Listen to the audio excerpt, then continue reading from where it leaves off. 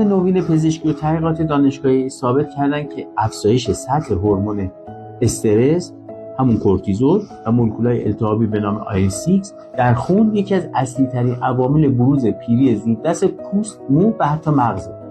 IL-6 یک التهابی است که وقتی در بدن بیش از حد ترشح میشه باعث تحریک واکنش‌های التهابی مزمن میشه. این التهاب مزمن نه تنها پوست رو به سرعت چون خورده و خشک میکنه، بلکه روی عملکرد مغز و سلامت مو هم تاثیرات منفی داره.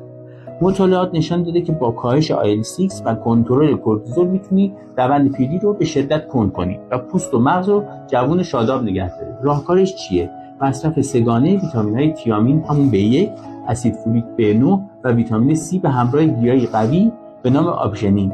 این ترکیب نه تنها باعث کاهش سطح IL-6 میشه، بلکه سیستم ایمنی و عملکرد مغز رو هم تقویت میکنه. بنابراین برای مقابله با پیری زودرس و حفظ سلامت پوست و مغز، کنترل IL-6 و کورتیزول ضروریه. حالا سوال چی؟